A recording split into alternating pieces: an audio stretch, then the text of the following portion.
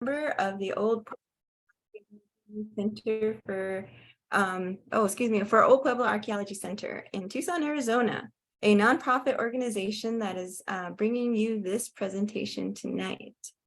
For tonight's Third Thursday program, Old Pueblo is delighted to welcome our guest presenter, Dr. Harry J. Winters, Jr. Thank you, Harry Winters, for joining us. Dr. Winters was very humble when he provided us with his biographical sketch to include in Old Pueblo's flyer for this evening's program.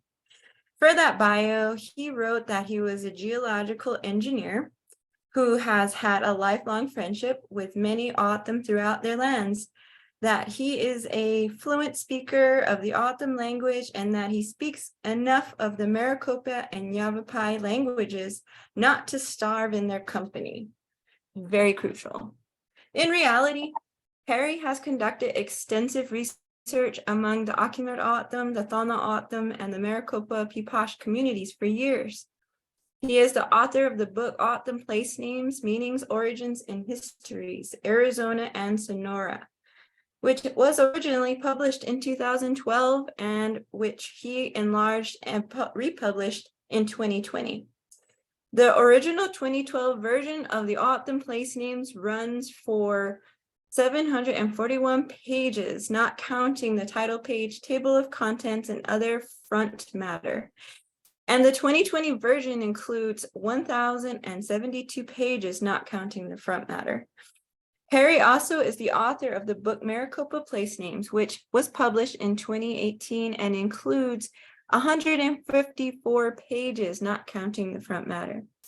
These volumes are used by several Arizona tribal communities as the go-to sources of information about place names in our native languages.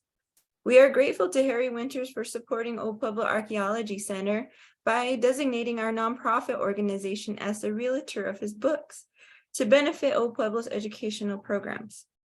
This evening, he will show and discuss a sampling of many O'odham place names he has documented and will tell us not only what some of them mean, but why they mean what they do. Please welcome this month's Third Thursday Food for Thought guest speaker, Dr. Harry Winters.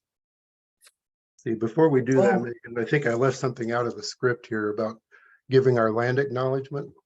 So if I could do that first, give me a minute here. I'll share my screen. Thank you for acknowledging that.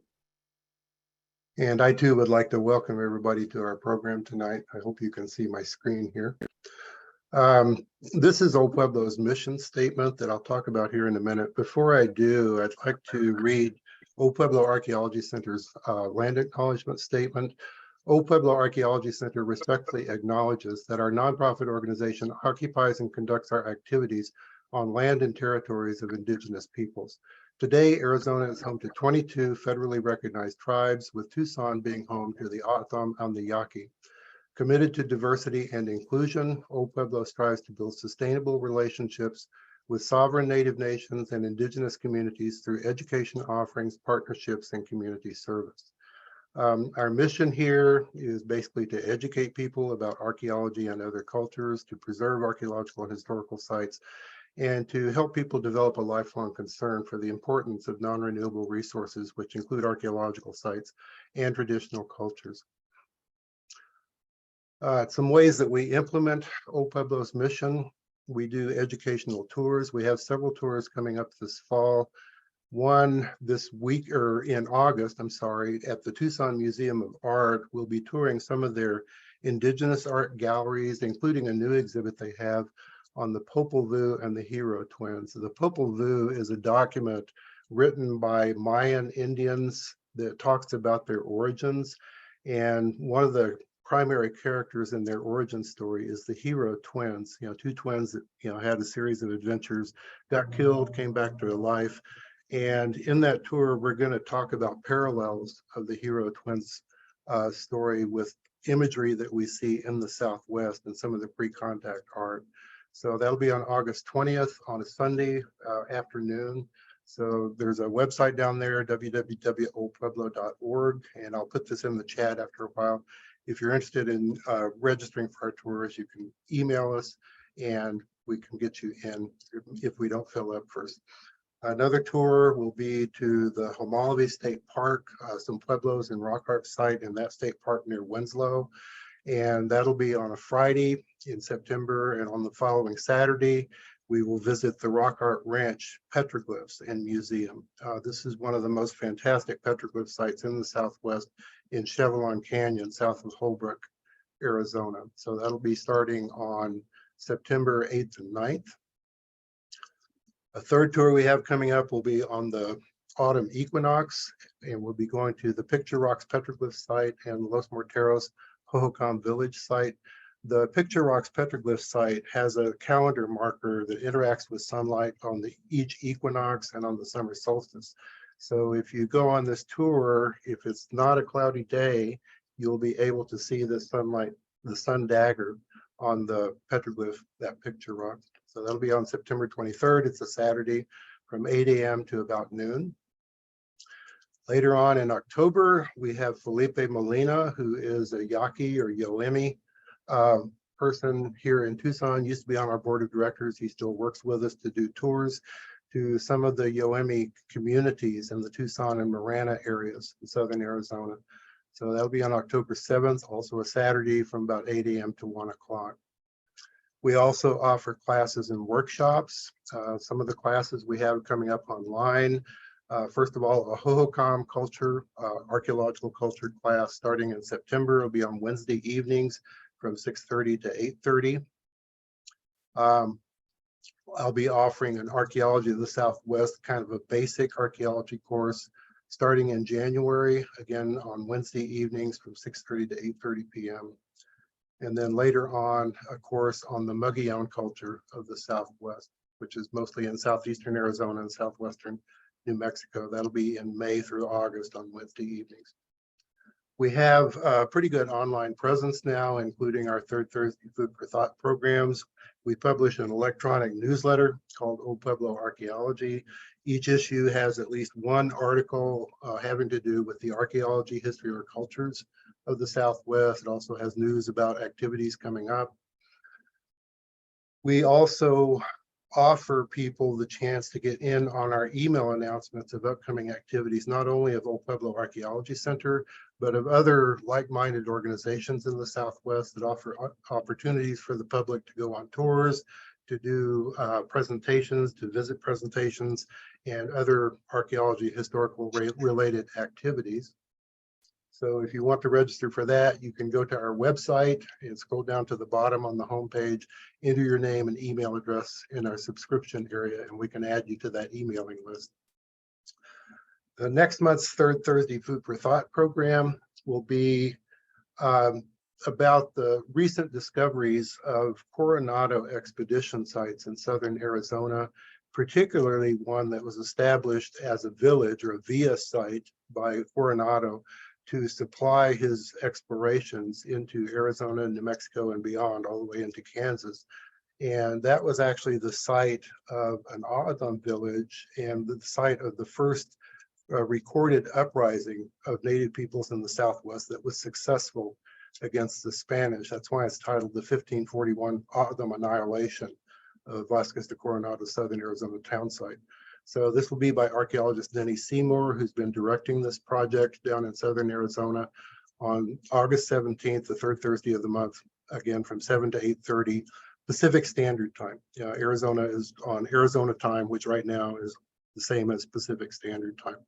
So if you'd like to join us on that, you can send us an email and we can send you a flyer with a link. Tonight's program, of course, O'odham place names, it's actually been expanded to O'odham and Piipaash place names. You'll see in the PowerPoint that with Dr. Harry Winters. And one of our prime programs that we're really excited and satisfied about is our children's education programs, where we bring whole classrooms into Old Pueblo archaeology to teach them about archaeology and the scientific method and Southwestern cultures by participating in a simulated archaeological dig at our facility on a Tucson Unified School District property in Tucson. And this is what the bulk of our money goes to, in addition to paying for our Zoom subscriptions. We spend most of our money on these children education programs, so we can always use donations for that. We have a donate button on our homepage. You can click on our website to find that. We would very much appreciate if you're not already a member or donor to Old Pueblo, if you would consider that, please. Now, tonight we are passing the hat, figuratively asking each of you to consider making a donation to help us cover our Zoom subscription costs and other expenses, especially for our children's education programs. So to contribute, you can go to our homepage or you can mail a donation. I will put this information in the chat here shortly. So this is what you will look for in the chat. And with that, I will kind of shut up for a bit and hand it back to Megan so she can reintroduce Dr. Winters. Thank you.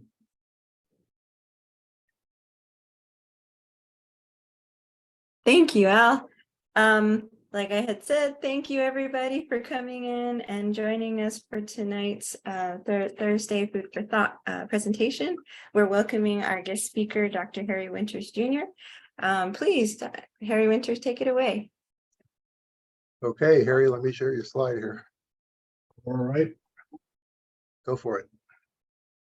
Okay, well, tonight we're going to talk about O'odham place names and Piipaash place names too, to some extent.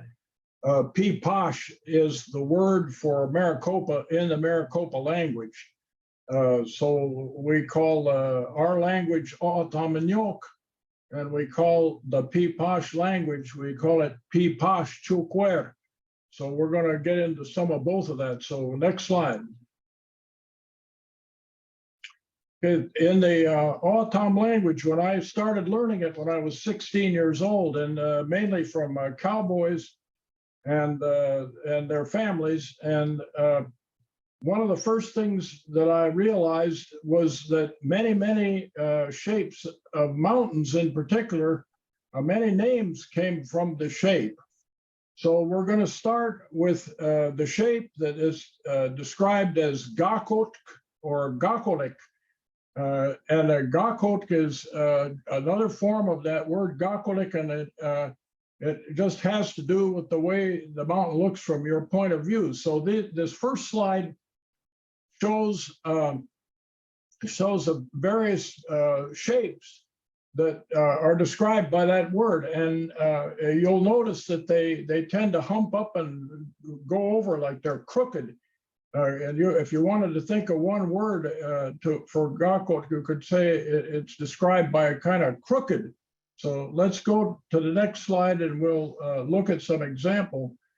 That mountain is called Vav Gakotk, and it's on the north side of the highway from Hikawonya to Vavyachin. And there's one thing that I should point out here. The word Vav refers to rock, but it means bedrock. So if you have a rock you can pick up, even if you need a P&H shovel to do it, a cable shovel, if you can pick it up and move it, it's Hodi.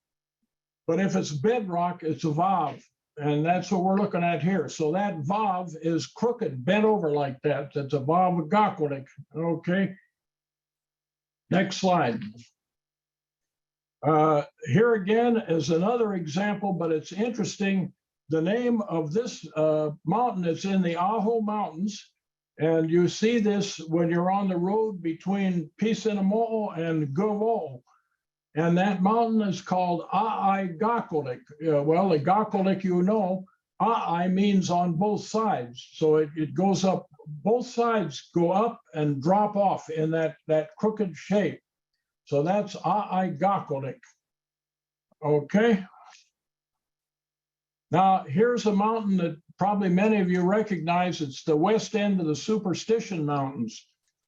And in the O'odham language, we call it Vi'ikam Gakotk because of that crooked shape. But the Vi'ikam means survivors.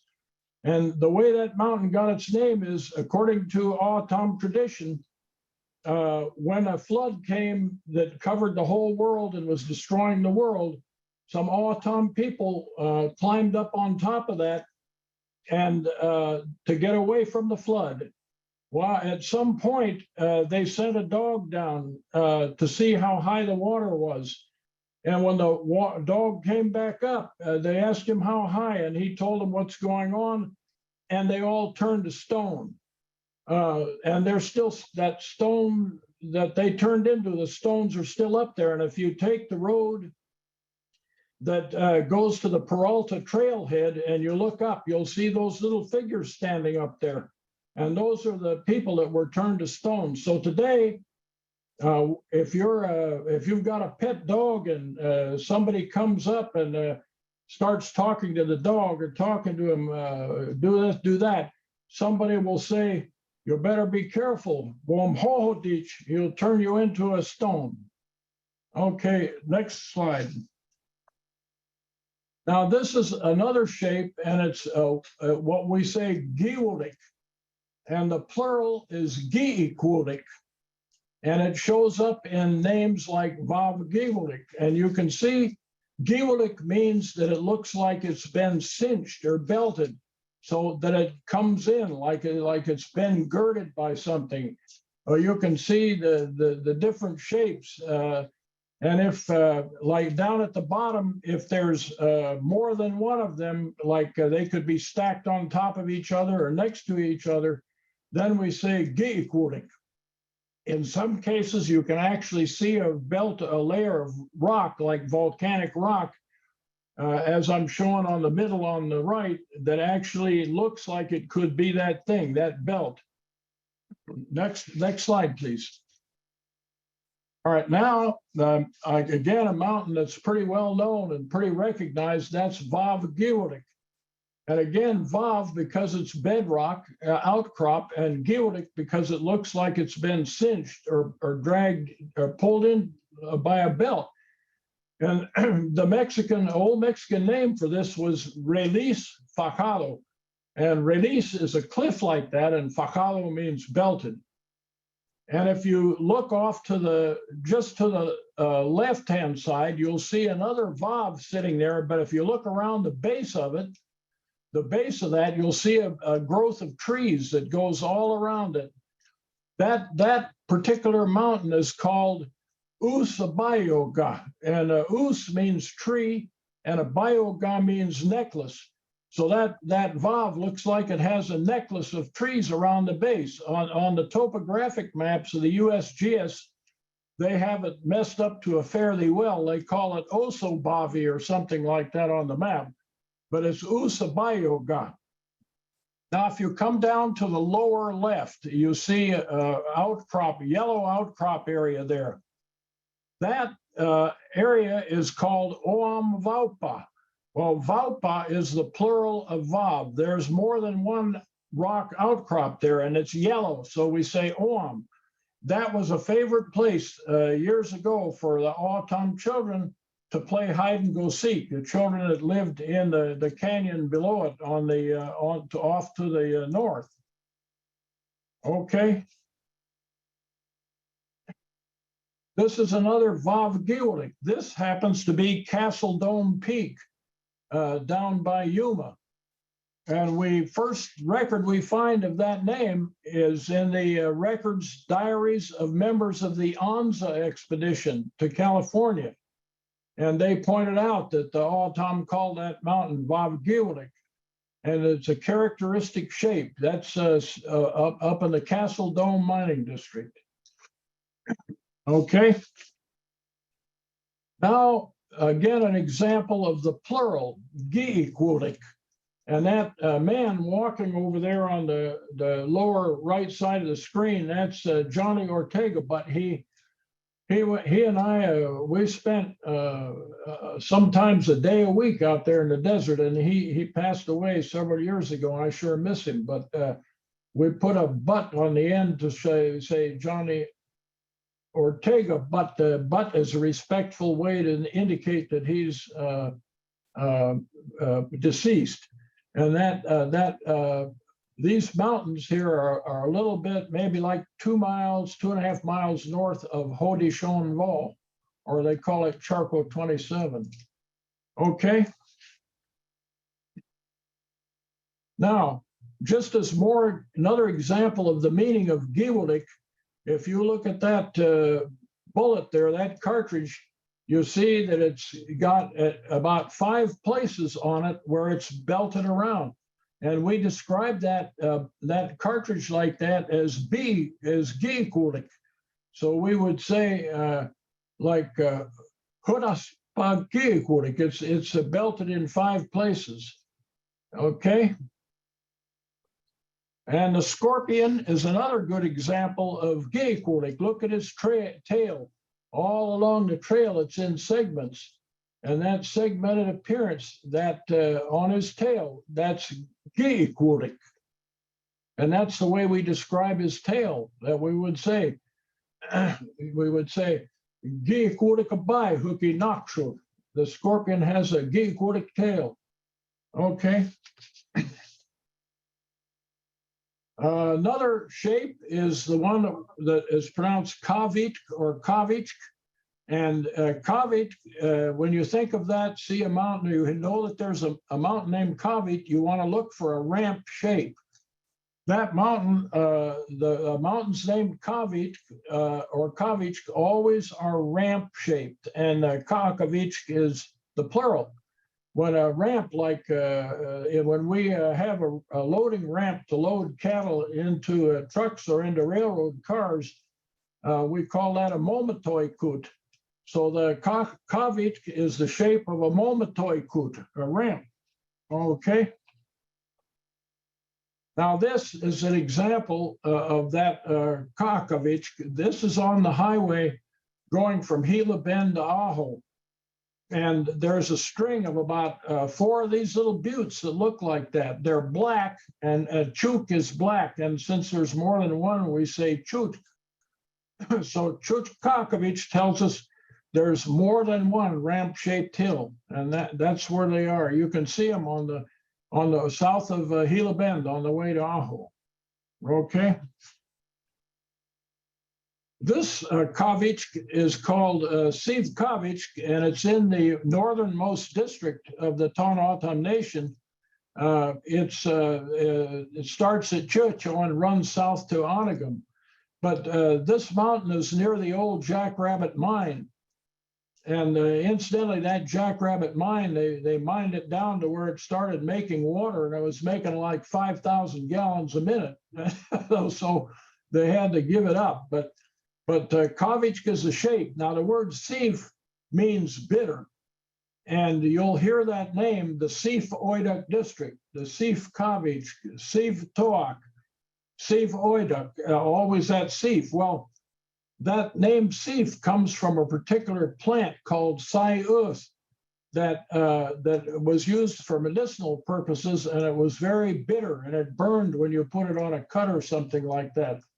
So that plant, that Sayus, gave its name to the district through that word Sif. Okay. Now we have one more here that's, and this kavot or kavalik. Kavot is always higher. When you're standing on the ground, look at it, you got to turn your head up to look at kavot. But the kavalik is the same kind of shape, but lower. And think of kavot as meaning dome-shaped, not like a dome at church, but like a geologic dome. That's what it means. And the plural is kakavot or kakavotik. Okay, the next one. There's a good example. That mountain is called Kavot, and it's this picture was taken southeast of Gatka village. Gatka village is up in those foothills, and you're looking at the big mountain Kavot. On top of that mountain, there are 4 girls that stay up there, and there's a certain flower that grows up there. And if you go up there and rub that flower on you, it'll attract those girls.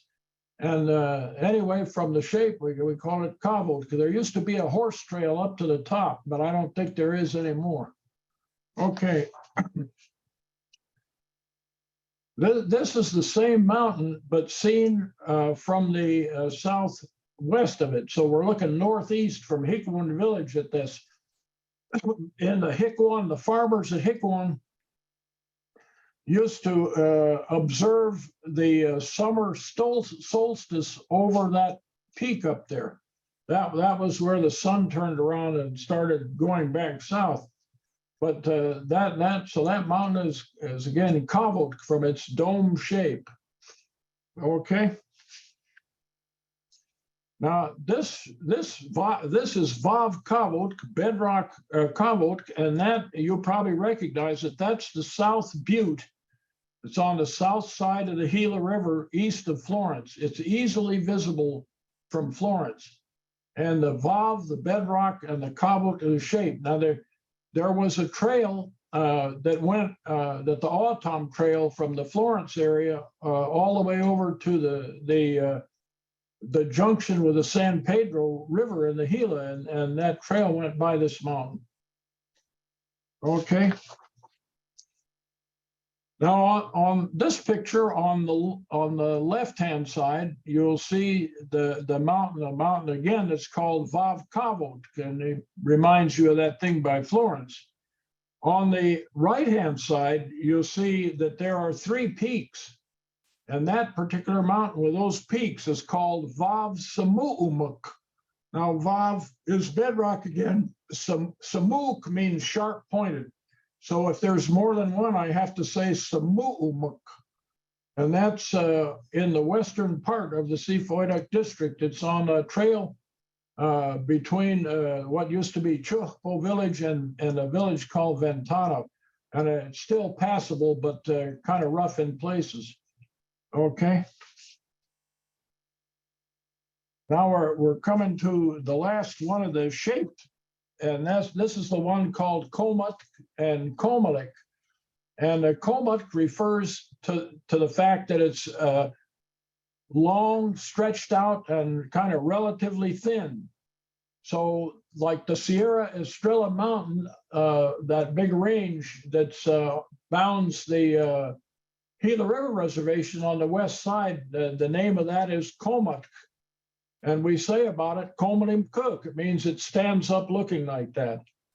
If you have a volcanic dike like that second that sticks up pretty vertically, they'll call it Vav Komalik. On the other hand, if you have a mountain range where its length is much greater than its height in profile, so in profile it's on the horizon, we say Vavanya means to be stretched out. So we say Komalim Vavan. It's stretched out in that Komalim shape. And at the bottom, if a mountain has a layer of a volcanic or sedimentary rock that's very sharp and stands out, then if it would black, we would call it Chuk Komalik, Chuk black and Komalik because of that. And we would say that Komalim Vavan, that it lies out like that. Okay, next one. This is a volcanic dike that's a couple of miles long, actually, when you trace it back to its source. It's in the Salceda Mountains, and it's on the old trail from the villages, the farming villages along Hickwan Wash, up to their well villages of Muivavia and Chiodakam, which were way up there about halfway to Aho. Anyway, you can see that it's thin and standing up, and we say Komalim Cook, but the name of it is Vav Komalik. Okay.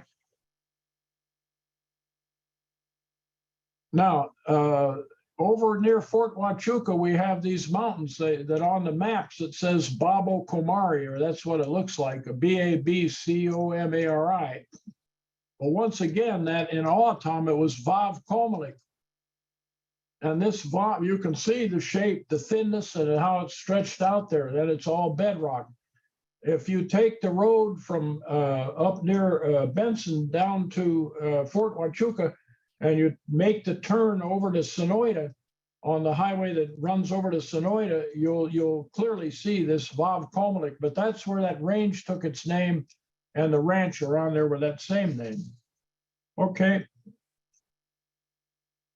Here's another Komalik. See, if you look running right along near the bottom of the range there is a layer of a yellowish brown limestone. We call that color Oam, and Komalik again refers to the shape. So we would say Komalim Vavan, and it's yellow. And that's right on the highway, on the west side of the highway between Chocho and Santa Rosa. Okay. This picture here is one that Pete Cresson gave to me. It's called Tohono O'odham, but in Spanish it's I think they call it Sierra Blanca, and it's just about 18 miles. The southern end of it, which is the end toward us, is about 18 miles northeast of Puerto Penasco. And that black hill up in the upper right, that's the Piipaash volcanic field. And you can see that the lava on the upper left, you can see that the lava flow came right down to this mountain. Okay. Now that black ridge is called Chukomelik, and it's on the left side, the south side of the trail, old trail from Quahat village to its well at Sivavia in the mountains. And every time we came by that, it made us feel good because we were coming from Quad. We knew that just real soon we'd be in Sivavia. There is a well with really good water. Okay.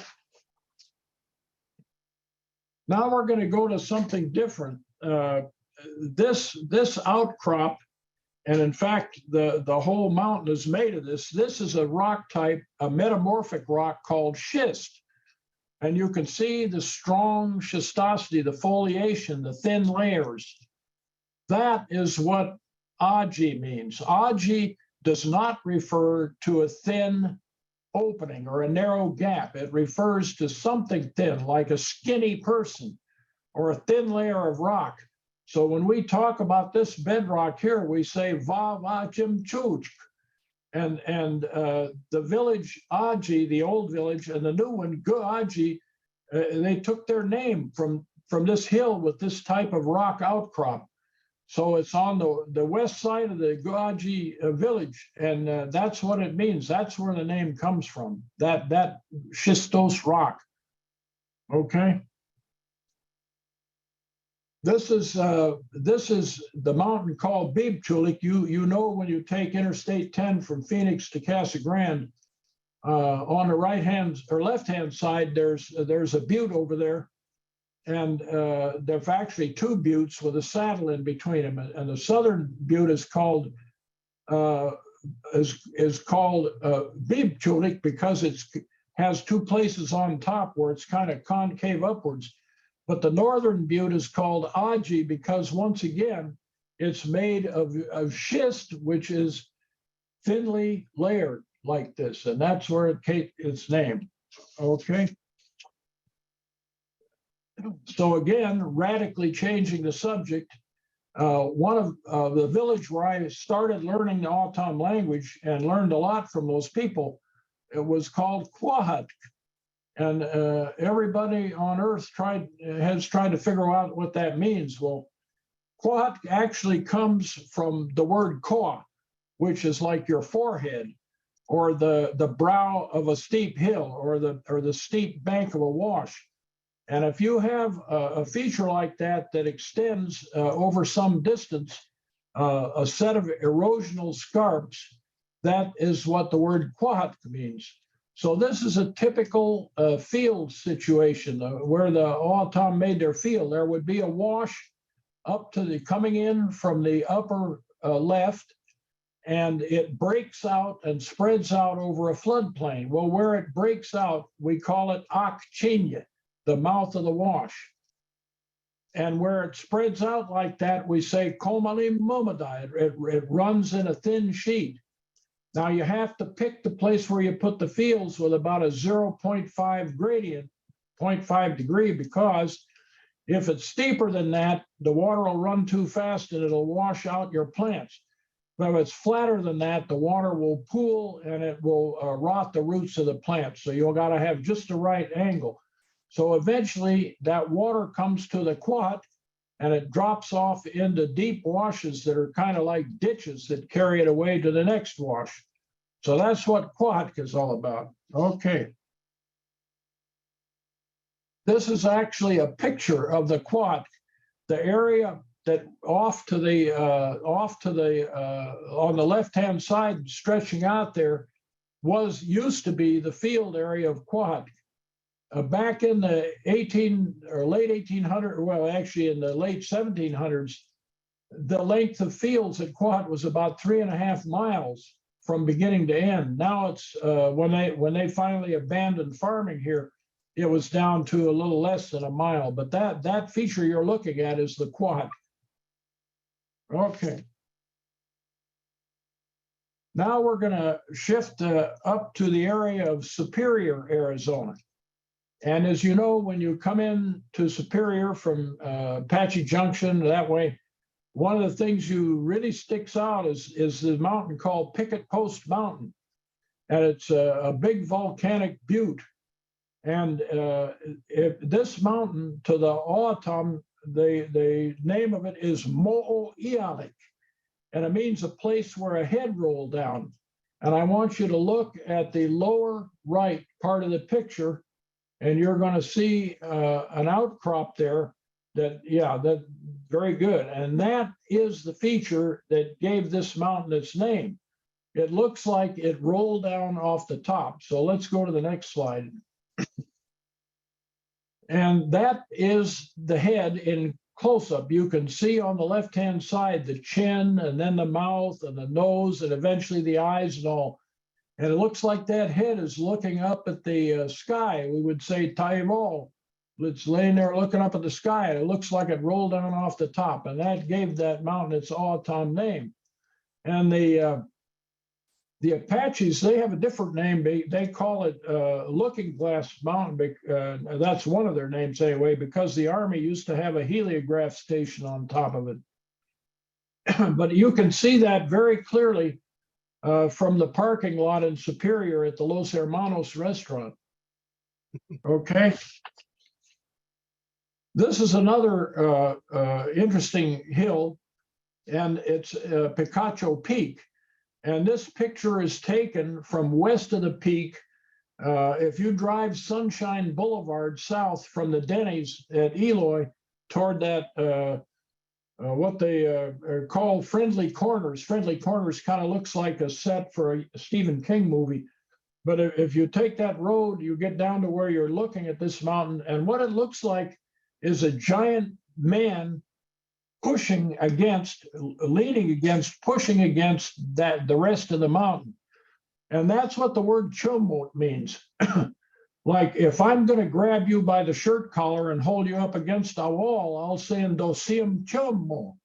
Or if a dog is running along and he leaps up, puts his paws on the fence, that's chummo. So that's where that Picacho Peak, the old O'odham name for it, came from, that rock. But to see that, you have to drive down closer to the old Santa Cruz riverbed and then look east. That's where the O'odham used to see it from. Okay. Now we're going to skip over and start talking about some names along the lower Gila River. And when I say lower Gila, I mean from the junction of the Gila and Salt River all the way down to Yuma. So that map is just to show you, you can see that the junction is right there under about the H on Phoenix. And then you can see that where Gillespie Dam is, you go by Buckeye, Gillespie Dam, and Gila Bend. So that's the lower Gila. So we're going to be talking about hills along that. Okay, go ahead. Now, there's one of the back in Keno's day, and up until the 1700s, there were a number of villages that were mixed, O'odham and Piipaash, Maricopas. They lived in the same villages, so they lived together. Some people spoke both languages. There was some intermarriage, but that was the situation back in the 1700s and even in the early 1800s. For the Piipaash moved up to the middle Gila with the Akmuli O'odham. So the first mountain we're going to look at, its name is Chukavik in O'odham, and V Hayaquamp. And if you go to the next slide, we'll see why. So Kavit, Chuk Kavit, black, and it's ramp shaped. You can see the ramp shape going from north to south. And the village was right near the base of it. And if you look to the extreme left, you'll see how that mountain comes to a point way over on the extreme left. All right, the Piipaash name for this mountain is V Hayaquamp. Well, V means mountain, Ha means water, and Haya means in the water. And Quamp means lying on your belly face down. In this case, the implication is that the mountain's lying on its stomach to drink out of the Gila River. That's why V Hayaquamp, and that's on the south bank of the river, right across from the Hassayampa store. Okay, next one. This, again, was a village in Kino's time and right on into the 1700s. It's called Kaukoiki. Well, a Kauoi is a rattlesnake, and Kauko'i is plural. And when you say Kaukoiki, you're talking about a place where there are a lot of them. Usually this was because there was a den of rattlesnakes where they hibernated there. And there was one at this place. And the village was, the fields were down in front of the hill across the river. The Gila River is between us and that White Hills, Kaukoiki. Okay. This mountain is called Moon Mountain, Mashat Toak in the O'odham language, and I don't know the Piipaash name. But the reason that it's called Mashat Toak is not visible actually in this particular shot.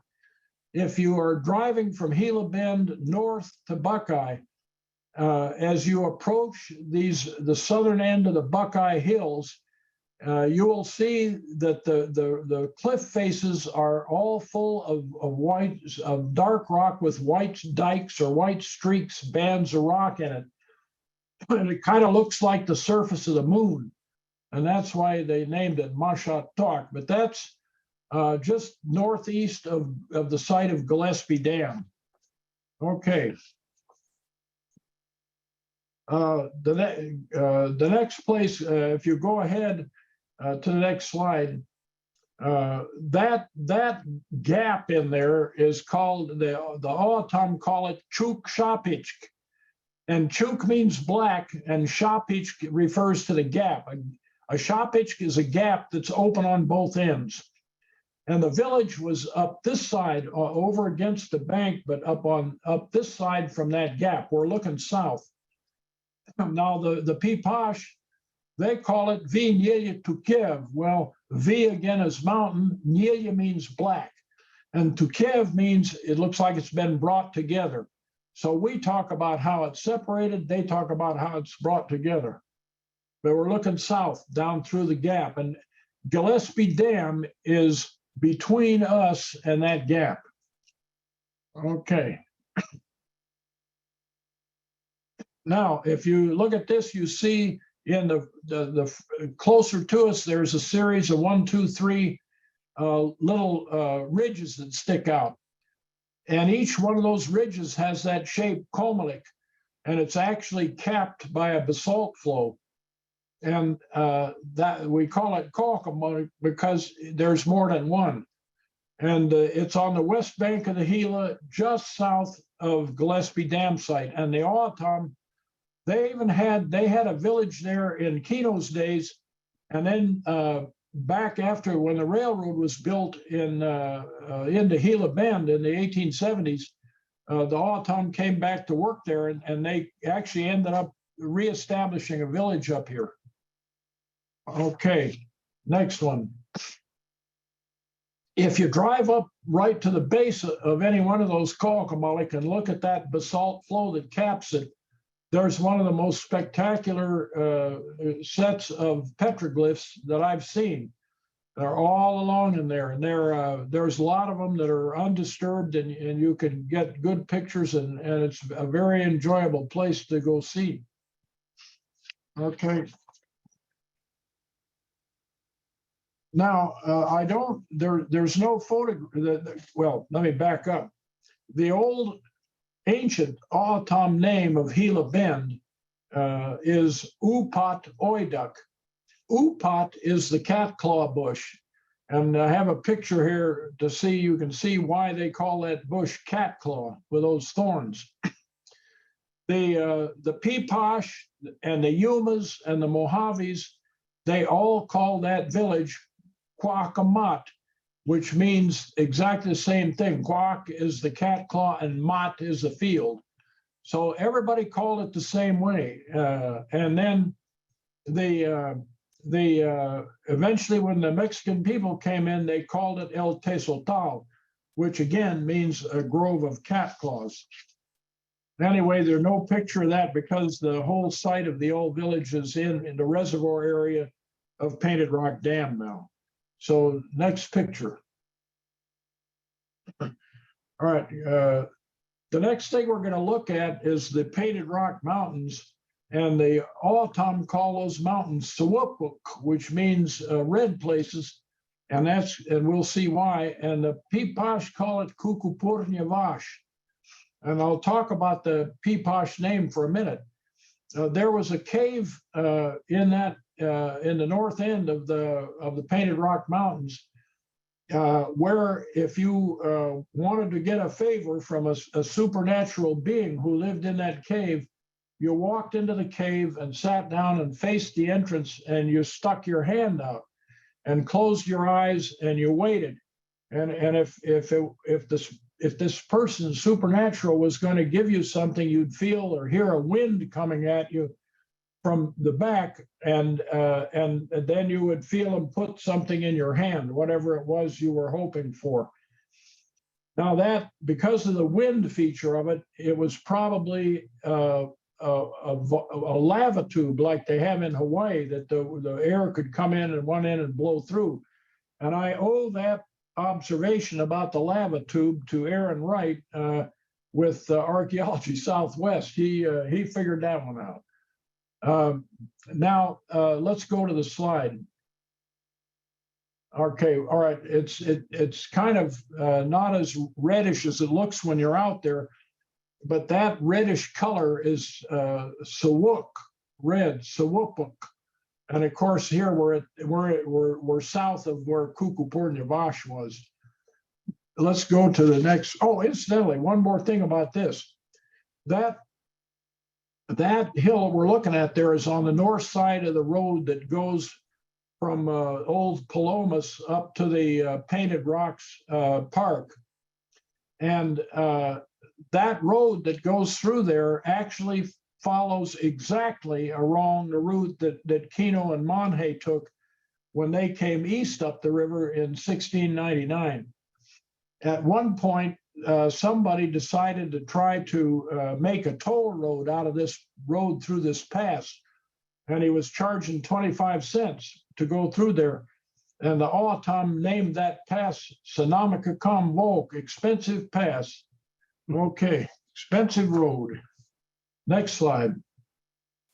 That is another example of why these hills were called the Sawupuk or Painted Rock. That is the outcrop of a deposit of red clay that was used by both the O'odham and the Piipaash. And that's just on the west side of the road up to Painted Rock Dam. And the O'odham call that kind of clay hut, and the Piipaash call it quer. Okay.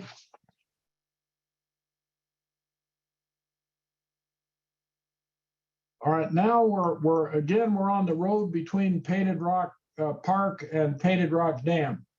The mountain that we're looking to the west at, the mountain called Oatman Mountain in English. So the O'odham was all called Alikuri Toak, which means like a teenager mountain. Alikuri he's not a baby, he's not an adult, but he's in between. He's a teenager. So we're looking across the Gila River floodplain. Now at the bottom here in the front, you see fields. That area was called, the Piipaash had a big village along there that they called Tadish Kol Yadik, and Tadish is corn, and Kol means for a long way, and Yadik means stretched out. So corn was stretched out for a long distance, so they call it Tadish Kol Yadik. All right, next slide.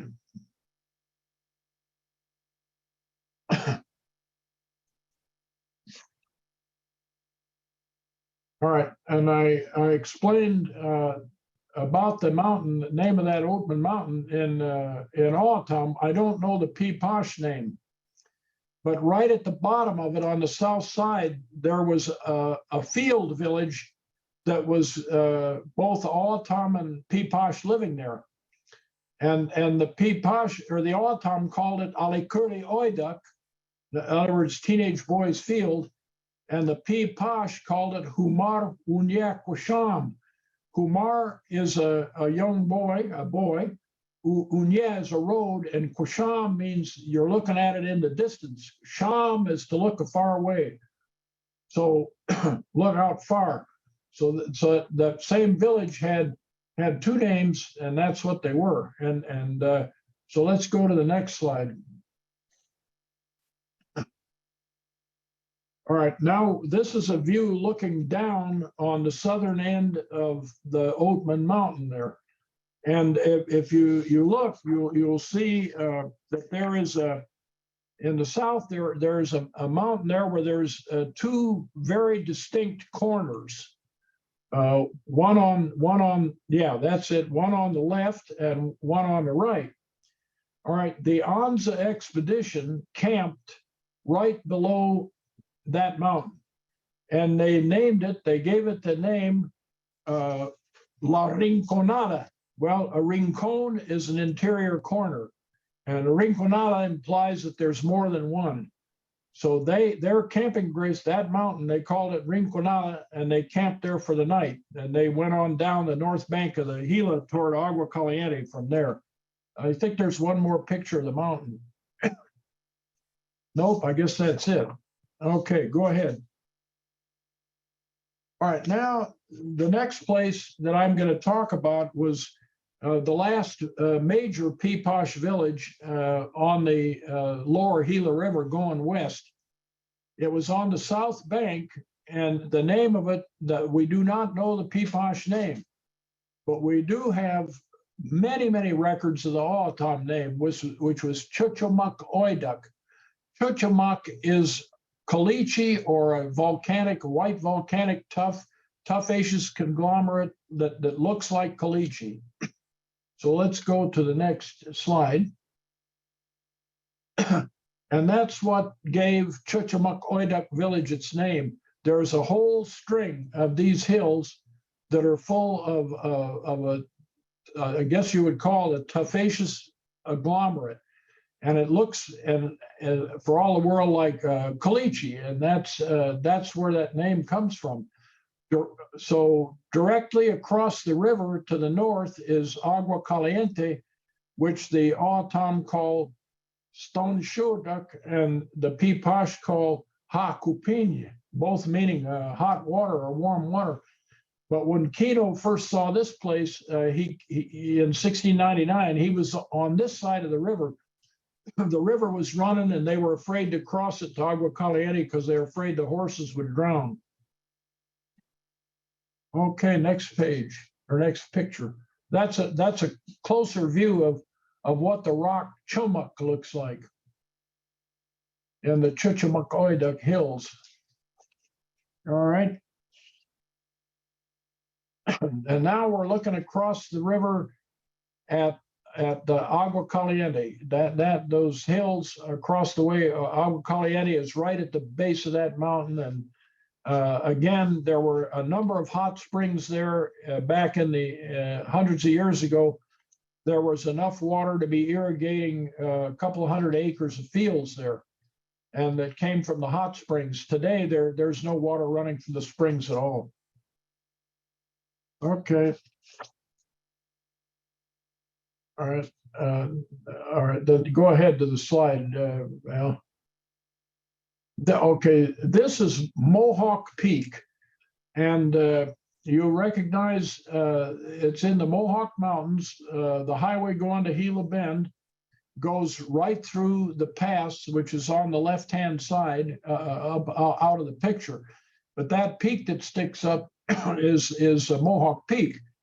So the O'odham, they call it Kuswa Tope. Kuswa is a neck, your neck, and Tope means twisted. So it looks like somebody twisted somebody's neck there, twisted their head off there.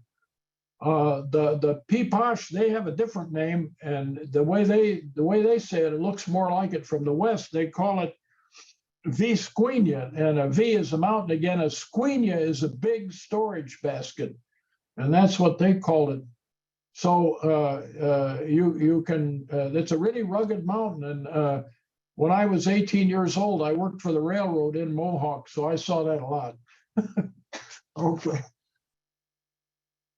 All right, now if you go a little farther west, down toward the Tacna area and in there, up on the north side, there are some little hills. I think they're called the Baker Hills.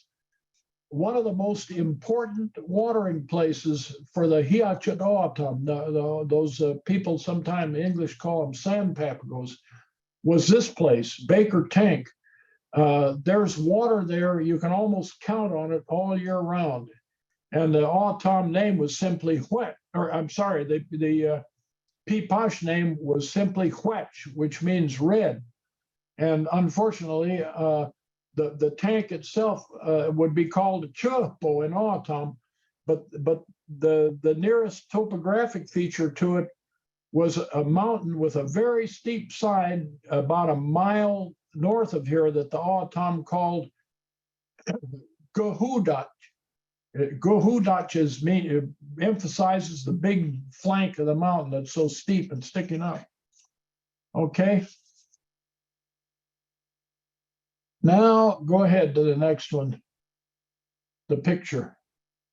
All right, this is the hill that in English is called Antelope Hill, and it's right there by Roll, Arizona, and just east of Tacna. And in O'odham, it's Vijitoak, which means bald mountain. And there's nothing growing on it. You can see that when you look at it. It's a very barren sandstone mountain.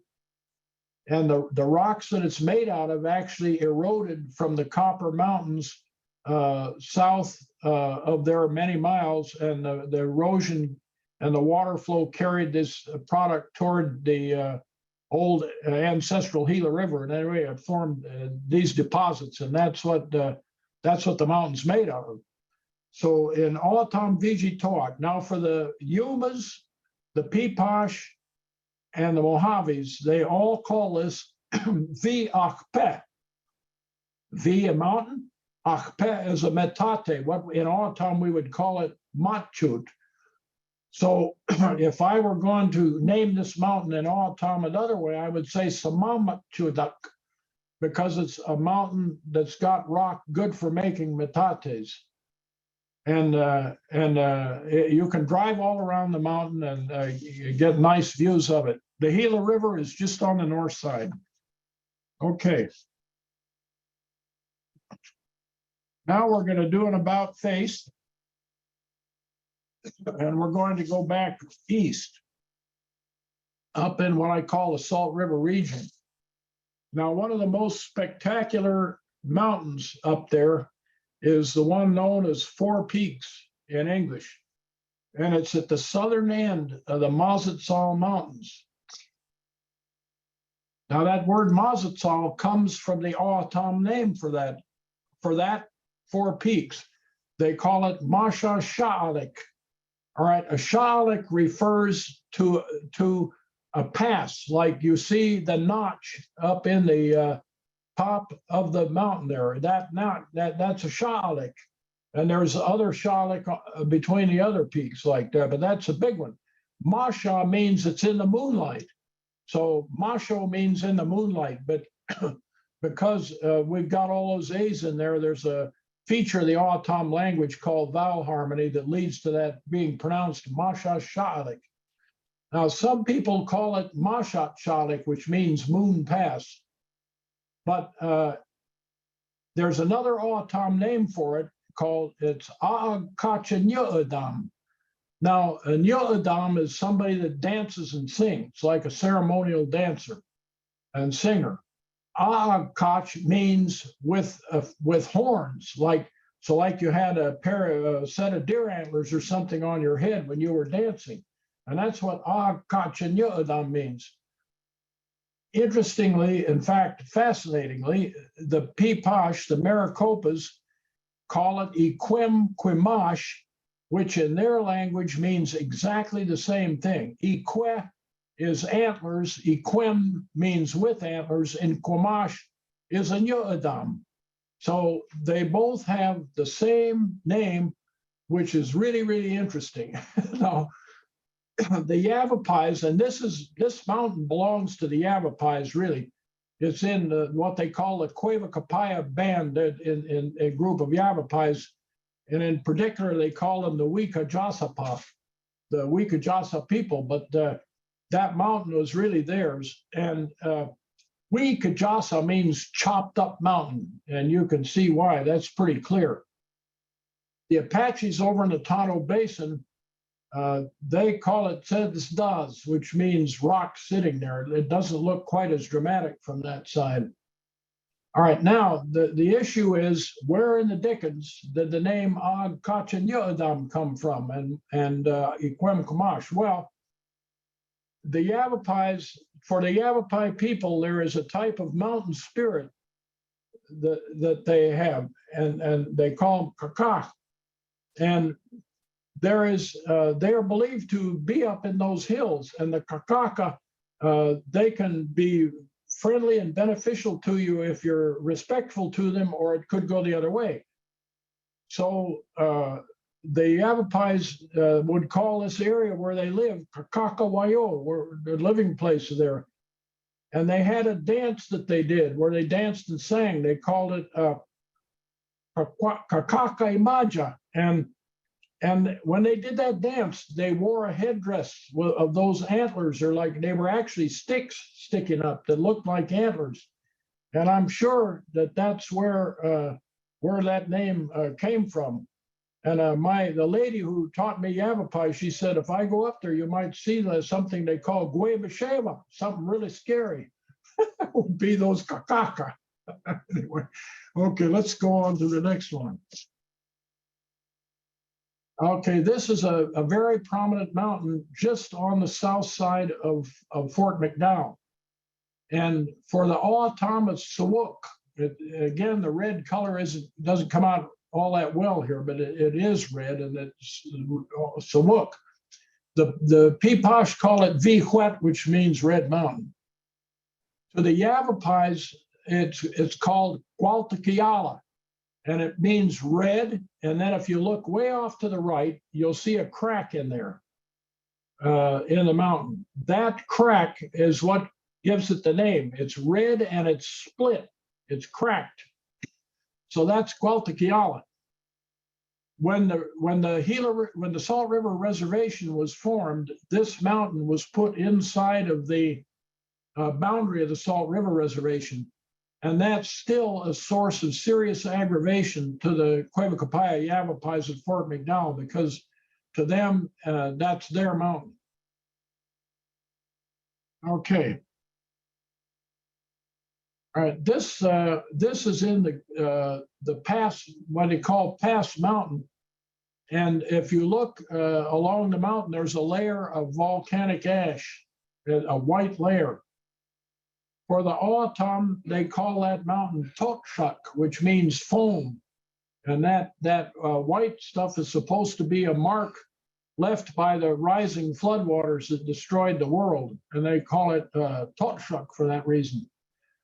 For the Piipaash call this mountain Amel Kunyelia, which means a black belt. And for the life of me, I can't figure out why, but I talked to them there at Lehigh, and they just said over, it's black, it's that, Amel Kunyelia, that's our name. So, but in any event, that's what we end up with. But it's a very prominent mountain. Okay. I will go downstream a ways. And we're going to go all the way down past Sacaton and Santan out to where the Gila River flows across the highway between Phoenix and Maricopa. And that butte on the west side, it's called Pima Butte in English. To the O'odham call it Al Aji. And again, it means little Aji, and it's Aji because this mountain is largely composed of that schist that's thinly layered. The Piipaash have a really interesting name. They call it Viva Kiva Ao. And a lot of times they just shorten it, they'll sound like Vivav, but Viva Kiva Ao means the mountain standing back home. Now, the reason they call it that, the Piipaash, is because back in till about the 1850s, most of their villages were on about a mile or 2 miles west of this. So this was the mountain at their home. Later on, toward the end of the century, they moved up to the Levine area, way up to the northwest. And so then this mountain became the Viva Kiva Ao, the mountain standing back home. During World War II, when people were drafted into the army or volunteered and they were leaving the villages up around Levine and going west to the west coast for basic training, then they called the Sierra Estrella Viva Kiva Ao, the mountain back home. Okay. This mountain is in the northern end of the Sierra Estrella, and which we know the O'odham call the whole range Comat, but this particular area, the Piipaash call it V Cuscat, and V means mountain again, and Cuscat is that concave upward shape of that pass right in the middle of the picture. There is a very important trail going through that pass. In the old days, you went through that pass and you could either go northwest toward the Mojave Indians or you could go southwest toward Gila Bend. Kino came through that pass in 1699, going from west to east. All right, now let's go to the next slide. Now, this is a close-up of V Cuscat, that pass, and you can see that it's a very rugged, but nonetheless, that's where the trail was. And that word Cuscat, it has an interesting use. If a sergeant in the army is talking to one of his troops who's kind of slouching around, he would say to you, Sergeant Jones, Mat Cuscat, shape up, suck it in. That it would look like that instead of the way he does. Okay. Next slide. These are some little hills toward the northern end of the Sierra Estrella, and the O'odham call them Havan Kosh, which means a raven's nest, and the Piipaash call them Cock's Osh, which means raven babies. And the interesting thing about this is that when in the 1870s, when the U.S. government forced the Yavapais, Apaches, O'odham, and all those people to make a peace treaty and quit the fighting, the camp for those Apaches and all was right by that hill. Okay. This is a nice shot of the range Comat, which the Piipaash call V Alika, and it's looking toward the southwest across the Gila River. Just south of here, bedrock comes close to the surface, so the water is forced to the surface, and there's a nice stream with a lot of fish in it, runs all the way up to the junction with the Salt River. Okay. Now, this picture, if you look where the arrow's pointing, there's a hill there called Monument Hill in English. I don't know the O'odham name, but the Piipaash name is Hak Shivado. And Hak means to one side. Shivado means pushed. So that looks like that mountain pushed the Salt River out, and it makes a kind of a bend, a U shape going over the top of it. So that's just west of the junction of Gila and Salt. But it looks like that mountain pushed that river to one side, and that's what Hak Shivado means. Okay. Next slide. And that is the little hill, Monument Hill, Hak Shibado. All right. I think, yeah, go ahead. There's just a couple more that we're going to look at. Next one. When you, when you're standing here, just off to the left-hand side of this photograph is the Relito cement plant. So this is a little string of hills that comes out from the Tucson Mountains toward the Santa Cruz River near that Relito cement plant. The Catalina Mountains are in the background. This is range of hills is called Chukdak. All right, Chuk means black and Chuk is plural. A dak is a nose and dat means noses. Very often at the very point of a mountain where a mountain ends, the O'odham will call it, say, Idak. It's where its nose is, where it ends. And that little bunch of hills was called Chukdak. Now, what's particularly interesting, if you go to the hill that's on the left and you come up north a little bit, you'll see a pass through there. And that pass is called, I think, Rattlesnake Pass or Rattlesnake Gap in English, right there.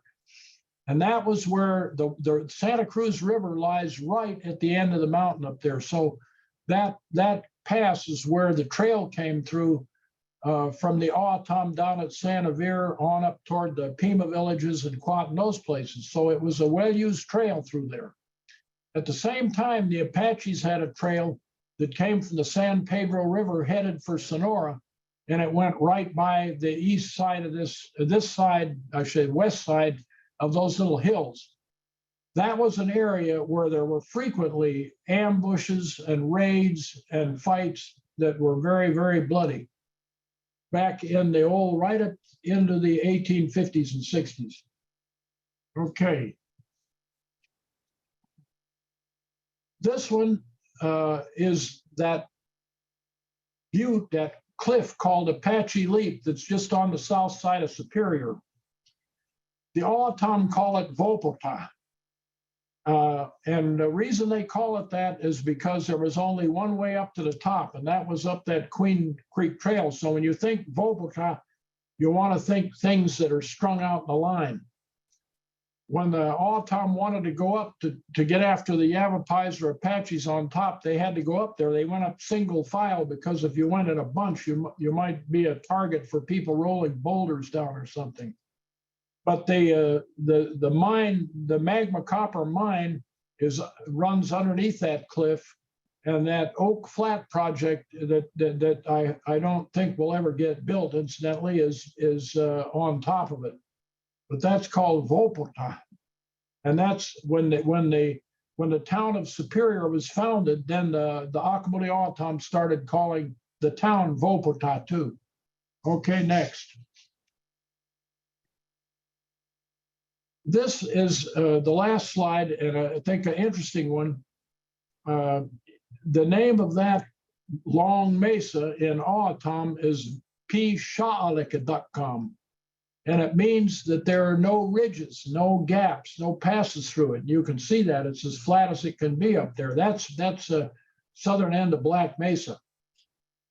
The Piipaash call it V Kavanau, V for mountain again. Now, when you build a house, you use a big, long, flat, horizontal beam, and that beam is called Kavanau. So what that means is horizontal house beam mountain in Piipaash. That's a picture from the south. And I think right at the bottom of that mountain, there was a very important Yavapai trail that ran from the Fort McDowell area up to Prescott. And after an Army base was started at Fort McDowell, the officer in command widened that trail so he could use it to haul freight back and forth between Prescott and Fort McDowell. And with that, I'm done. Wonderful. Thank you. Wow. That's all so wonderful. It's full of information in my head now. On behalf of Old Pueblo Archaeology Center, I'd like to thank you, Dr. Harry Winters Jr., for speaking and sharing with us this evening. It's such a wonderful blessing to have all of this very crucial knowledge in the O'odham language and Piipaash language and English. So I wanted to share with our audience during tonight's Zoom session, if you had any questions or comments, if you could please click on your Zoom Q&A or chat button and type your question or comment below. That would be very helpful, and I could read that to the speaker as well as the audience. But thank you so much for joining us tonight. Thank you all in the audience for joining us, as well as our speaker. And please consider making a donation to help pay for O Pueblo Archaeology's Zoom subscription and program expensive, and to support O Pueblo's educational programs. So with that, I wanted to share earlier what Ian McFall asked earlier of Dr. Winters, which is, I think we answered this as well, which is, do you know any sources out there for your book, which is O Pueblo Archaeology? And that it would be amazing to be able to get this book and have these references for tonight's discussion. So the other part of that is of Ian's question to your slideshow, Harry, is, can you share later what is the botanical common name of the sieve plant? Sieve, the bitter. Somebody is asking about the botanical or common name of the bitter plant. The sieve plant. Mm-hmm. Gary, do you have any comments on that? I'm sorry, what was the question? Can you share what is the botanical or common name of the sieve plant? And that was referring to the bitter. Yeah, you know, it's in my O'odham place names book, but I'm not very good on Latin names of plants. But I always, whenever I want to know anything about that, I usually ask Dr. Amadeo Rea, who has that book At the Desert's Green Edge. And so in my book, it's in there, but I don't remember I don't know what it's called in English, and the Latin name is in the book, but I don't remember what it is. You have to look it up in there. I have the book here, Harry. I might be able to find it here in a minute. Oh, wonderful. Well, sorry. It's not a big bush. It's only grows to like maybe a foot and a half, at maximum maybe 2 feet high. The people at Comelec Village, they use it to treat sores on the feet and whatnot. They boil it, but it burns, it stings, and it has a bad smell and taste. That's where that sieve comes from. You know, the guy who was the leader in war parties against the Apaches and the Yavapais that lived in Quat, they called him the Sieve O'odham. Yeah.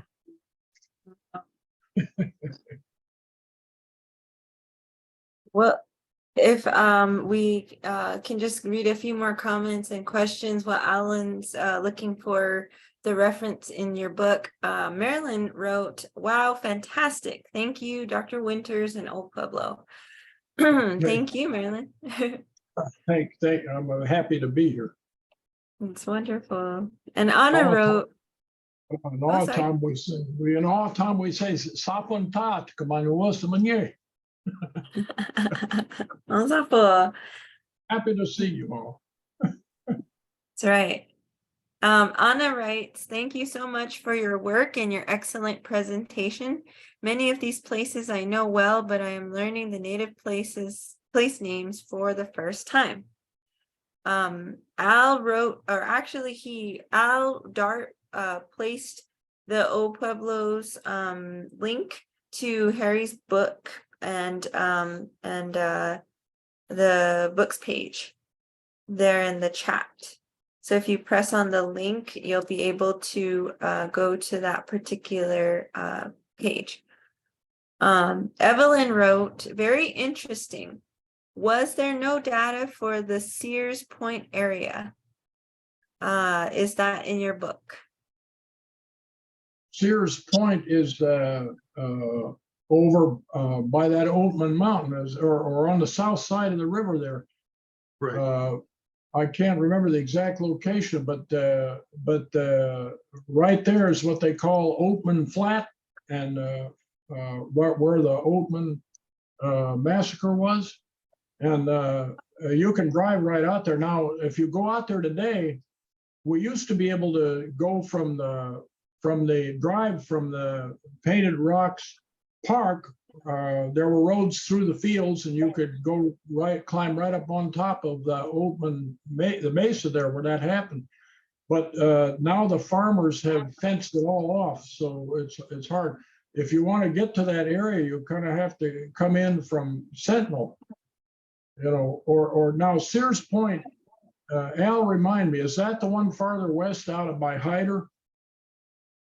There's It's about 39 miles west of Gila Bend and 2 or 3 miles north of the interstate. Yeah, so that's I'm talking about a different place when I talk about the Oatman area. Yeah, Well, Oatman is very close to there. Yeah, I don't know any anecdote about that place, no, but you understand that I'm not an archaeologist, so you need to talk to Al about those kind of things. Okay, I was looking in your book here for Steve. You have a listing for Civol, which is a wild onion. Yeah. But he No, doesn't see, Civol, okay. I'll tell you what. If you get the email address of the party who's asking the question, then I can email you the name of the plant. Yeah, I'll get that for you. I'm going to send you copies of the Zoom chat file, Harry, after the Mhm. program. So it'll have Okay. everybody's email addresses in it too. Fantastic. And I think that in this next comment from Jonathan Curry, he wrote jimmyweed or burrowweed as a response to maybe the common name for Seif. So Tom, the plant itself is called Sai-Us. Yeah, that Sai-Us is the name in O'odham. And that word Sai in itself is an old word that people don't use much anymore. Back in the old days, in fact, up into the 1930s, there, out in the O'odham country, we have what we call Makai. Well, the Makai is a doctor, but he knows how to cure by various means, calling on supernatural helpers or using plants or whatever, a Makai. There was an entirely different class called Sai Jukam. And the Sai Jukam, they practiced witchcraft and malicious, malignant witchcraft. And when you hear that word Sai, in that Sai-Us, that plant name, it's related to that Sai Jukam name. In other words, it has qualities that are not, yes, it's a healing plant, but it has qualities that are not so nice. Yeah. wow. Interesting. And those Sai Jukam, they're back in, right up in the late 1800s. Anytime one of them was found out, he was killed. Wow. Okay. Well, thank you for your comment, Jonathan. The other, just following through with the webinar chat, Silvio wrote Sapo, Megan, and Dr. Winters, and O Pueblo. So Sapo, for the audience, that's good. Thank you. Dave writes, thank you for sharing that. That was amazing on so many levels. Can you share any anecdotes about learning native language as a young man that were particularly formative?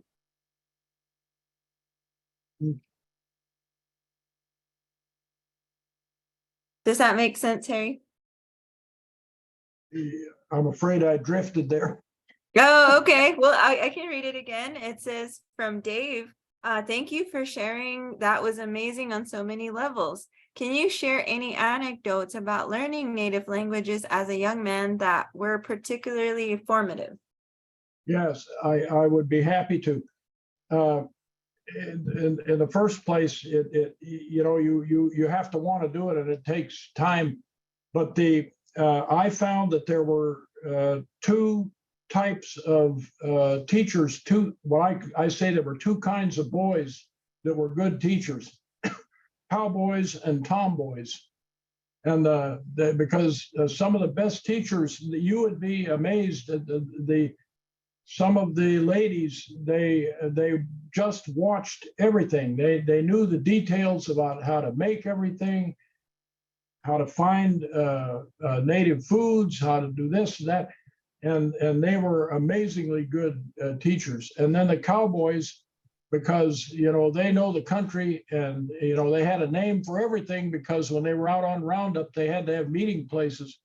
So those guys were very useful.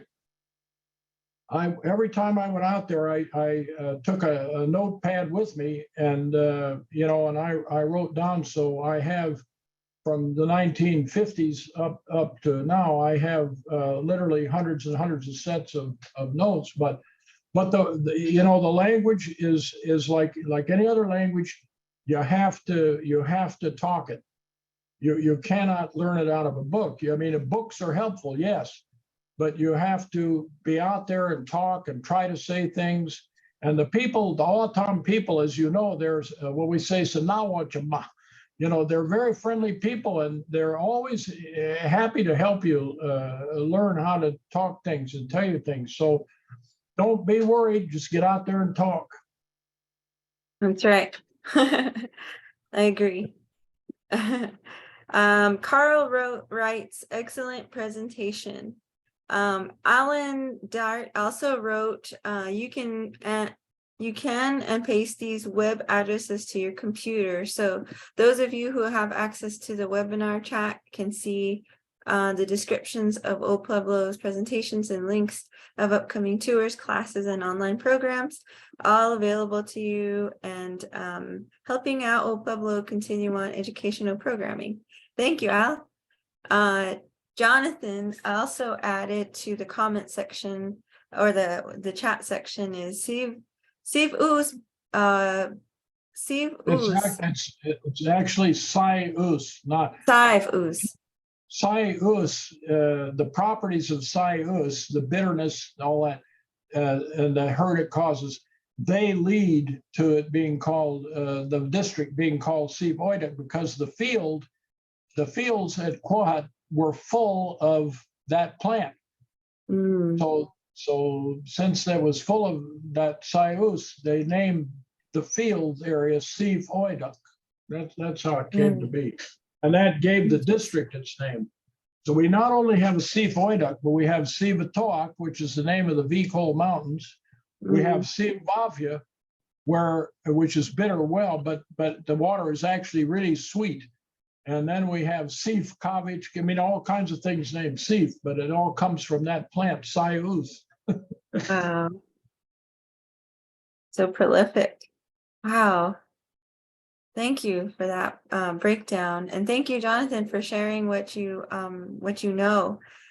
Dave writes, I've had the impression rock formations are often given names based on similarities to various animals. Is that your experience or no? Is Cat Mountain southwest of Tucson named similarly in O'odham? Thank you. Well, all right.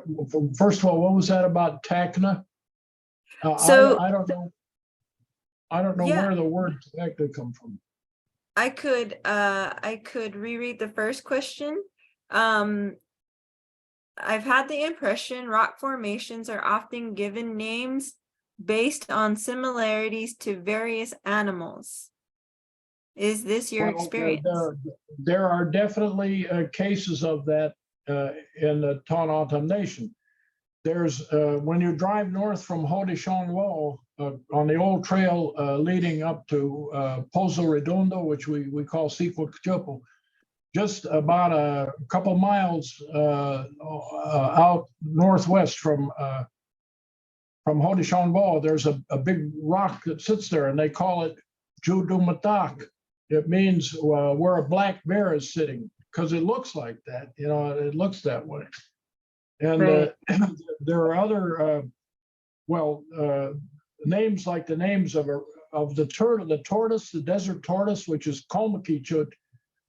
That shows up in other places. Like there's a mountain they call Kolmakichutabai because it looks like a turtle's tail. And of course, so there are names like that. And there are a lot of names of animals, you know, like cells. The old name there at Kolmakichutawaosit, and that means where a tortoise got wedged in and got stuck, and they said it was that happened, and it struck them so funny that they just decided to call the place that way. But there are any number of places that have animal names. In fact, in that O'odham place names, there's a whole section which is nothing but but how names of animals used in place names. Wow, that's great. And so the second question to Dave's comment is Cat Mountain southwest of Tucson named similarly in O'odham? I don't understand what we're saying there about the west of Tucson. What? Cat Mountain. What? Cat Mountain. Cat. Meester. That mountain out there, yeah. Actually, the name of that thing in O'odham is Woolawuk, and it's a target, a grass target that they used to use for practicing archery. And they tied it around the grass, and it made a bunch of grass, and they used it for archery. That's called Woolawuk, and that's their name for that. Yeah, it does. It's not, the Cat Mountain does not come from O'odham. Now, the mountain, you have a mountain which we call Chuk, and then the mountain behind it is called Chumamuk, which means horn toad, horn lizard, but it don't look that way, but that's the name of it. That's Tumamoc.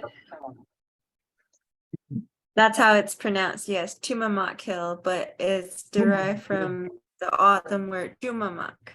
That's one thing that I can. That's what it is. And like if you have a foot sores, you tie a red string around that Tumamoc and turn him loose, it'll cure you. Yeah.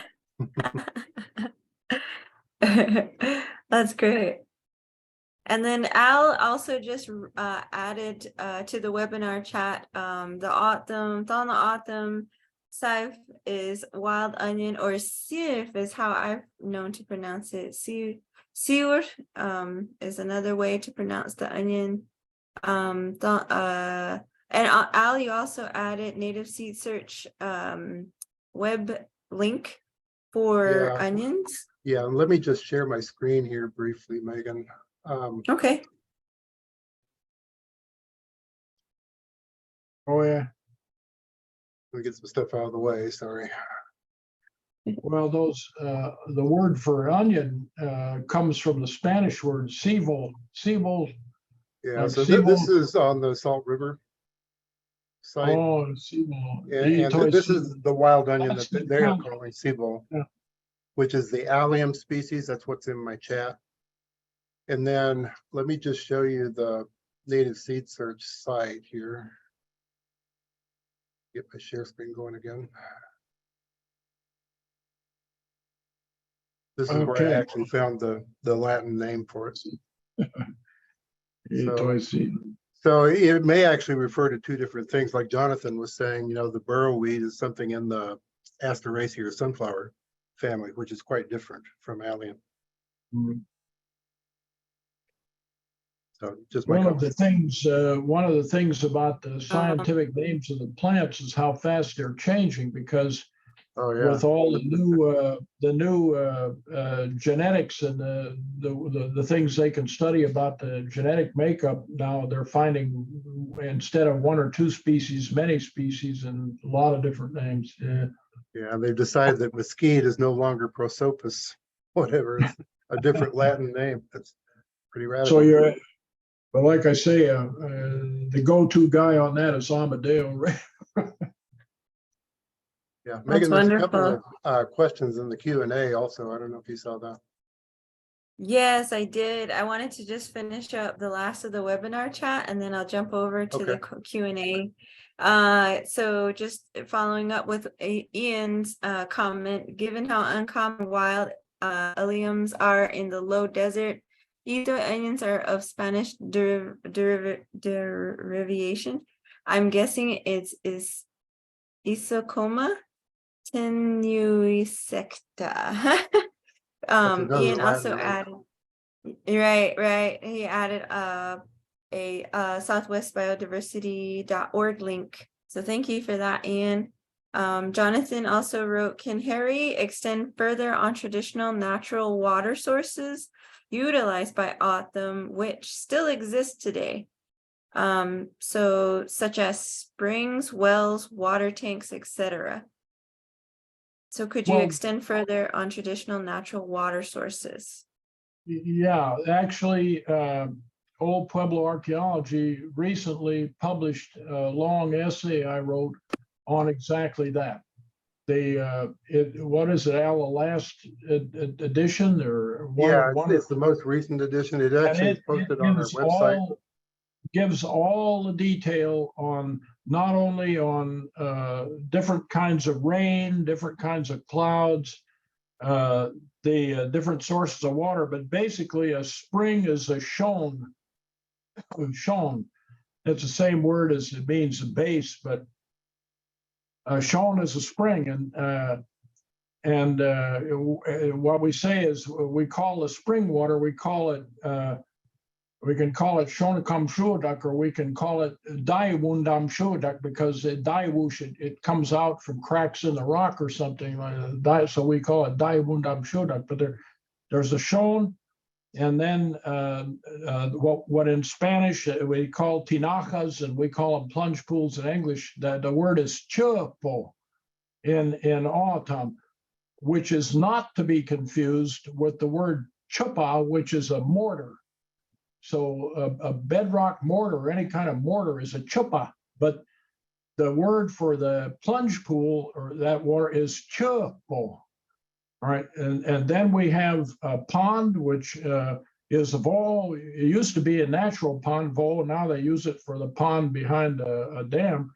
But if you build a dike and build a pond behind it, it's vachki. So I mean, there's just an entire whole string of words, and it's all in that article that was published by Old Pueblo. Just one of the links I put in the chat earlier, so you could take a look at the article. Is called Shutag. It's the main lead name on it. That's great. That's wonderful. A lot of people are interested in water names and place names. So that's really important work. Thank you for your contribution.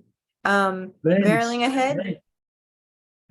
Yeah. No, I was going to say that the terminology for rain is just interesting in of itself. A rain is juke, but if it's the kind of rain that comes from the north and the wind whips it back and forth, and we call it vamat juke.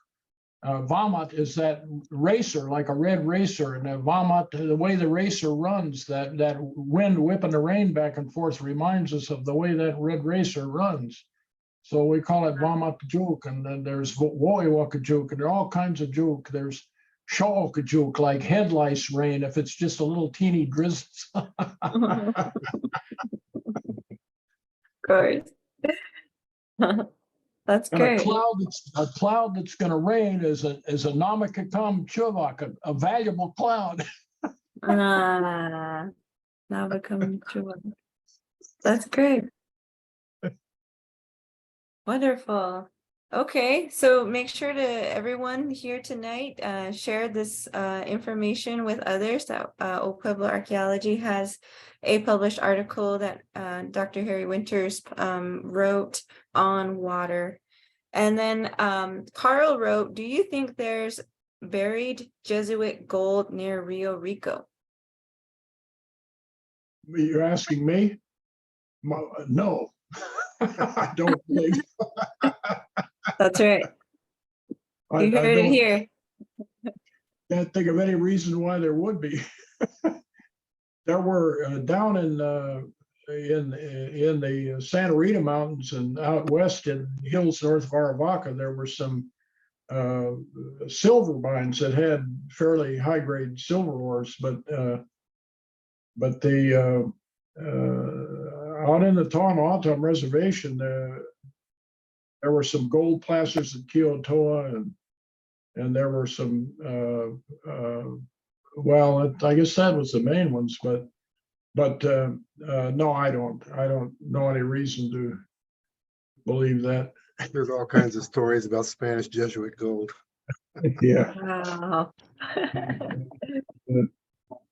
Okay, well, we'll move on to the question and answer box. Just 6 questions here, Harry. So the first one is from Tina. Tina writes, does Tucson's name come from an O'odham name or a Tohono O'odham name? Yes, it is an O'odham name, and there was a village at the base of a mountain that was called Tucson, which means at the base of the Black Hill, and that's where Tucson got its name. And if you go out just east of Sells, there's another village called Ali Tucson, and it means Little Tucson. And it's exactly the same thing. There's a little black round hill like that, and if you look from the road, you can all around the base are the houses around the base of that mountain. So it's at the Tucson is O'odham, and it means at the base of that Black Hill. Yes, thank you. And just a side note, Tina, it's also Tucson is the place where it's at the base of a mountain is today, Yeah. and that's also where Mission Garden is, and that's where I work at. And we are an ethnobotanical agriculture museum that reflects on and demonstrates 4,500 years of agricultural history. So if you're interested, please come by and see us, and we'll talk all about O'odham history at the base of the Black Mountain and what we grow there. It's a wonderful library at that cultural center. Yeah. That's right. That's right. Okay, thank you. And then Anna Rao, could you talk more about the warm springs that no longer have water on the Gila? And there's another question with that. It is, did this occur from groundwater pumping in the area? Al probably knows more about that than I do, but the reason there's not water in the Gila is because of the dams that were main reason built, like the San Carlos Dam and dams along the Gila upstream from Florence, and then the diversion of water from the in the Florence area which began in the 1870s. Also reduced the water supply drastically downriver. As far as the groundwater pumping, I wouldn't point to that as a reason for less water in the river, but it certainly is the reason that so many areas where the water table used to be 2 or 3 feet below the surface is 1,000 feet now. And that's happened over more than 100 years, but definitely, and Archimedes' principle is at work there. When you pump out the groundwater, you also remove the buoying force of that water on the ground above it, so that the overlying weight eventually will cause formations where the clays are stacked end on end to collapse, and you get these giant cracks across the highways and through fields and everywhere else. And that is a direct result of all that groundwater pumping. Yeah, they're called earth fissures. Earth fissures. So in essence, the answer to Anna's question is yes, the groundwater pumping did do away with the hot springs there pretty much. Yeah, the springs, absolutely. Okay. And anything further you'd like to add to that? Not me. Okay, all right. So I'm gonna move on. Martha Burgess, hi Muffin, also writes, also interested to know what the flower is to rub to attract those girls in the mountain. I didn't understand that one. What was that again? I think she wrote, she's also interested to know what the flower is to rub to attract those girls in the mountain. I think she's referring to one of the mountains you mentioned. There's girls. Oh, yeah. Let me think a minute about Jeweled Hilsik. It's called a Jeweled Hilsik. It means like an earth flower. Yeah, Jeweled Hilsik. You know, if you get it and crush it and rub it on yourself, well, you know, then you got trouble. Maybe you got All right, now you know. And then Jeweled Jason, Hilsik. Jewed Hilsik. I've heard of that as the Datura. I'm not sure if that's the same flower, or the Devil's Trumpet is another name it's known as, but who knows? I never walked up there. Yeah, good. No trouble. Does the place names of Tubac and Tumacockary originate from O'odham language? Yes, they absolutely do. Juvak means a place where something rotted. And we're not quite sure what it was that rotted there. But Tubac is not the only place. The one south of Tucson is not the only one with that name. When you go west from Tucson, headed for Ajo, and you go up the mountain out there at Covered Wells, the first village you come to is called Juvak in O'odham. And its full name is Bon Juvak, where a coyote rotted.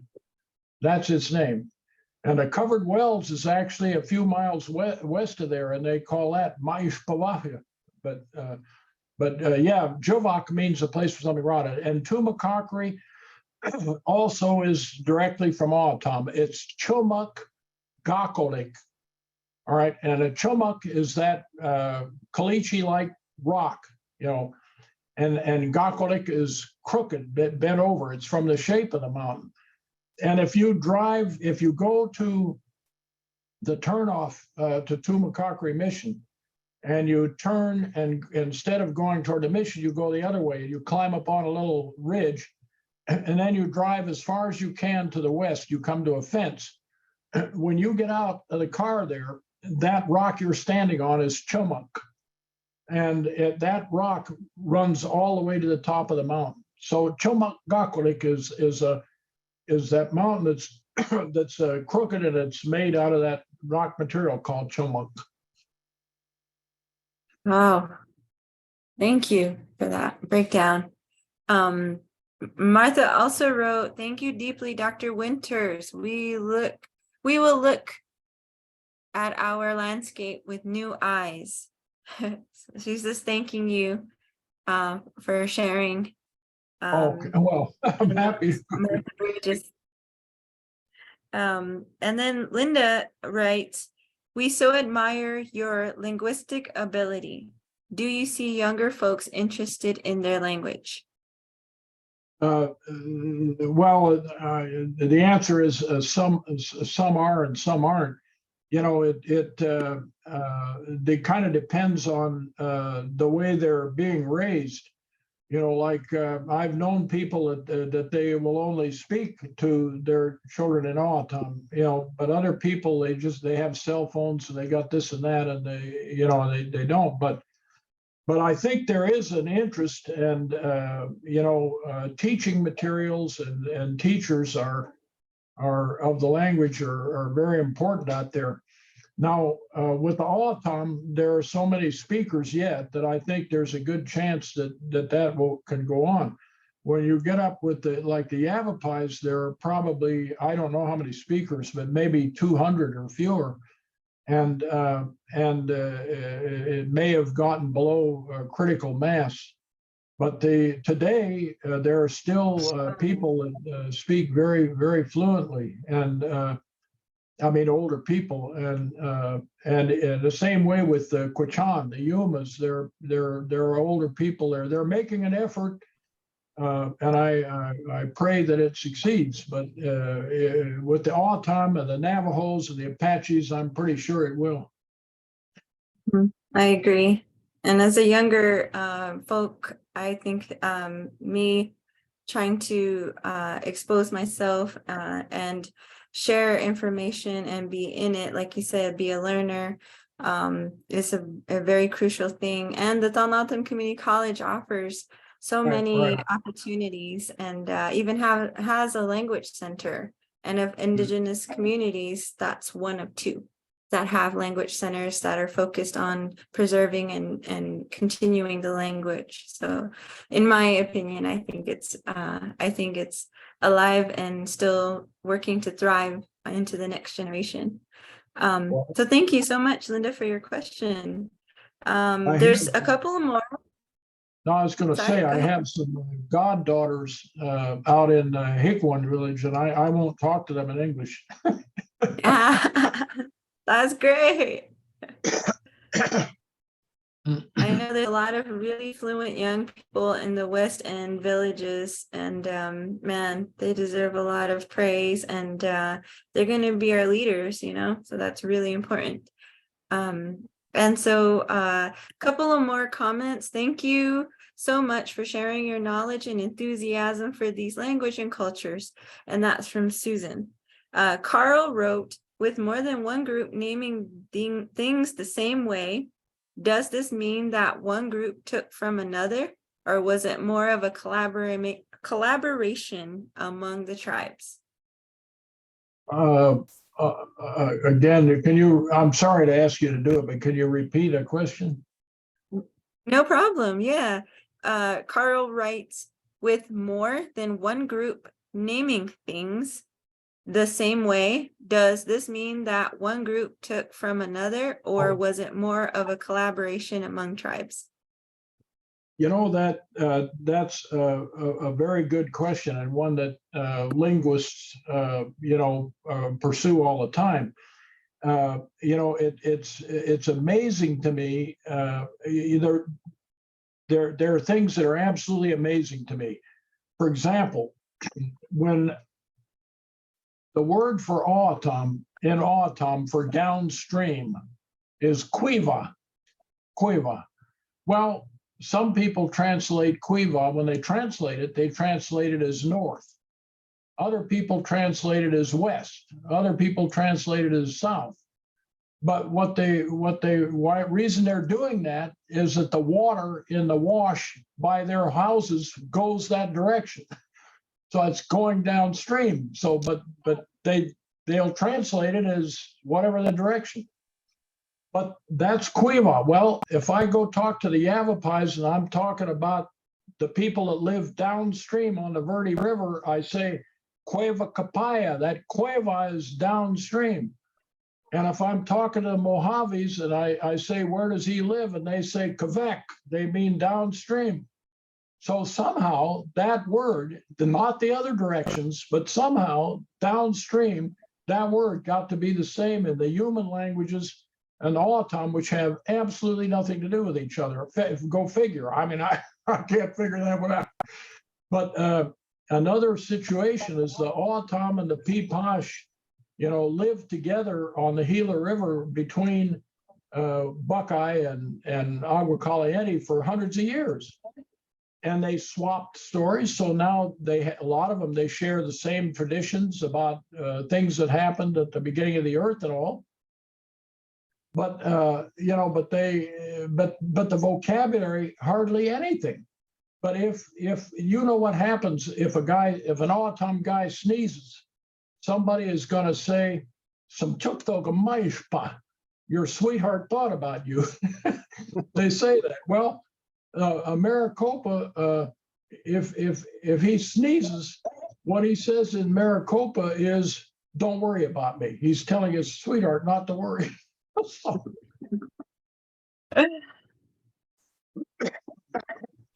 Yeah, that Go kind of figure. brings back your discussion of the I think it's Alla Kelly Duag about the teenage boy. And they both use that in Yavapai, I think you said, and O'odham. They refer to the teenage boy in the field nearby. What's the story behind that? The teenage. Oh, you mean the mountain out there? Yeah. The Maricopa people call that village. They called it Humar Wunya Sham, like a teenager looking at the road in the distance. And the O'odham call it Arikuri Oidak, which is a teenager's field. Well, I don't know what the origin of that is, but my suspicion is that the O'odham name came from the Piipaash name. In other words, the Piipaash name, because it's that Humar Wunya Sham is a longer thing. Now. That's just a guess now, but that's what I'm thinking. But I do not know what the story is underlying that. The Piipaash had moved away from the lower river. They were pretty well out of there by the early part of the 1800s. Mm-hmm. And there are people still alive in 1900, and some of them now that still remember names like that are on not only the Gila but on the Colorado. There's a lady, a very nice lady. She calls me her kid because she's a lot older than me, but she remembers the songs that her father sang about that pinnacle that sticks up on the north side of Parker, that peak that sticks up like a point, and that was an important mountain because the Halyachum people, the allies, the Maricopas, lived on the south of it. The Maricopas lived on the north. If the Maricopas came, or the Mojaves came south of that mountain, it meant war. If the Halyachum went north of that mountain, it meant war. It's important, but here's somebody in 2020 that knows the songs that her father sang about that peak.